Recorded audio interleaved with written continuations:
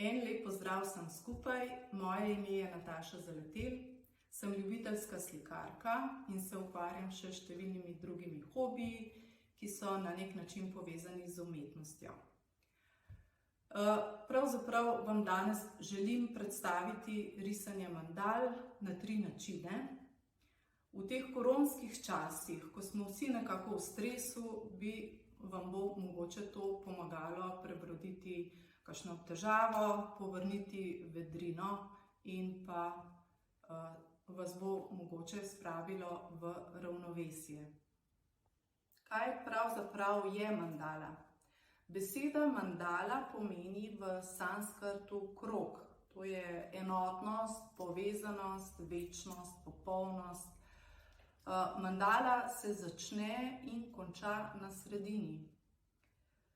Mandala v bistvu posnema naravo. Če pogledamo cvet, je kot mandala ali sadje v prerezu, naprimer kivi, pomaranča,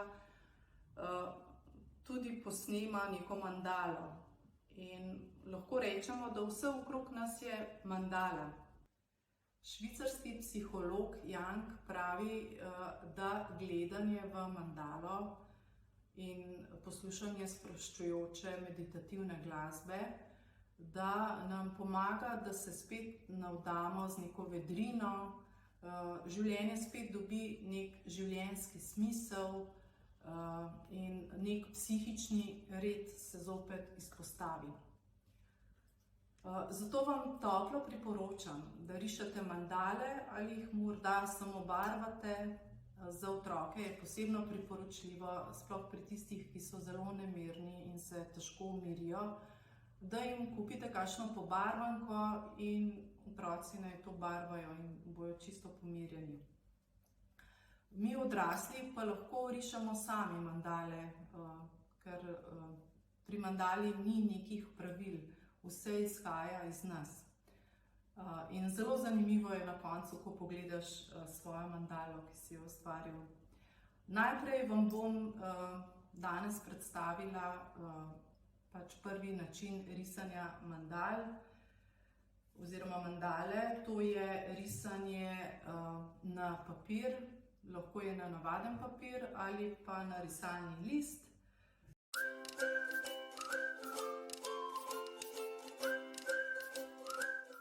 No, pa začnimo z risanjem prve mandale. Najprej razpolovimo list papirja. List papirja naj bo kvadratne oblike. Razpolovimo ga na 8 delov.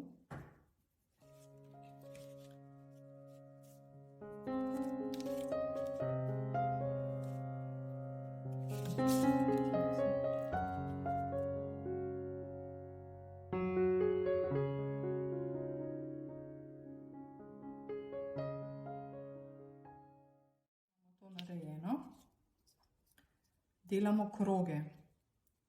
Prvi naj bo tak bolj majhen,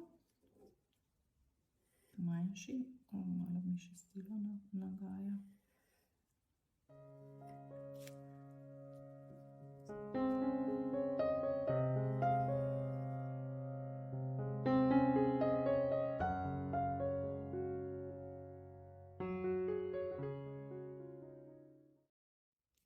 Jaz sem naredila 5 krogov. Zdaj, ko imamo to narejeno, rišemo vzorčke. Vzorčki lahko jih delate, ne vem, po moji predlogi, če vam je kateri všeč, lahko delate pač iz svoje glave. Kar vam pride na pamet. Pač mandale so vse unikatne, vse izhaja iz nas. Jaz bom začela takole. Kot eno marjetko bom naredila za začetek.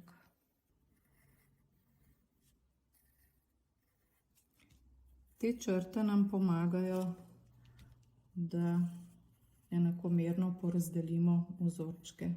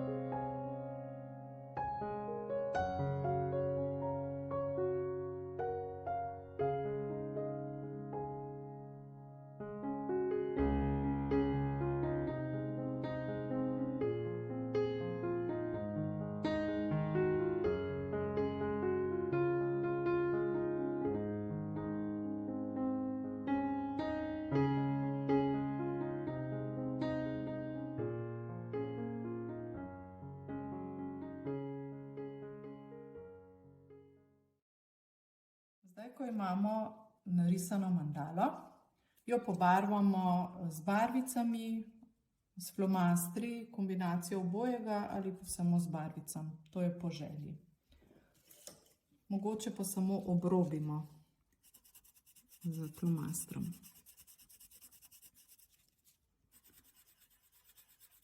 Barve naj bojo poljubne, kakor kdo želi. Mogoče je to odvisno od vašega razpoloženja, kakšne barve boste izbrali. Ko bomo to mandalo obrobili s flomastrom, bo mogoče malo bolj zaživela, bolj se bojo ločili prehodi med barvami.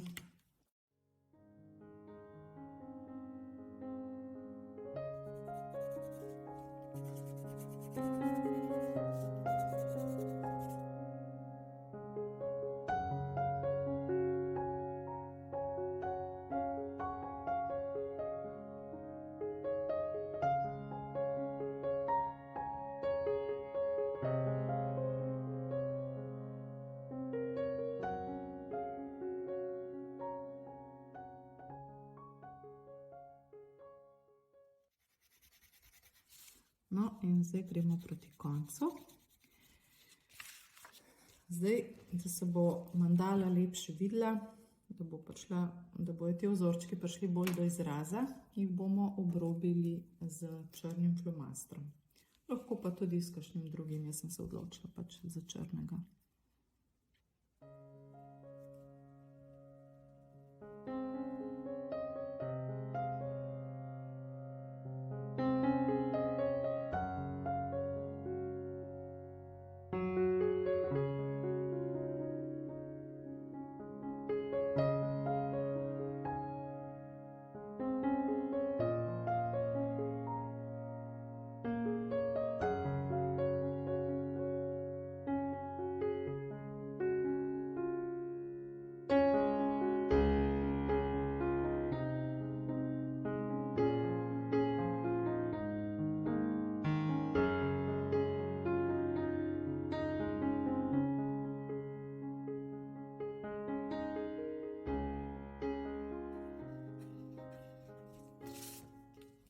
No, zdaj gre ta mandala proti koncu. Moram povedati, da sem resnično uživala in mene je resnično tudi pomirila. Zdaj si pa to sliko lahko date pod steklo ali v kakšno prazorno mapo. Lahko jo pogledate vsak večer, lahko z njo meditirate ali pa imate le kot okras.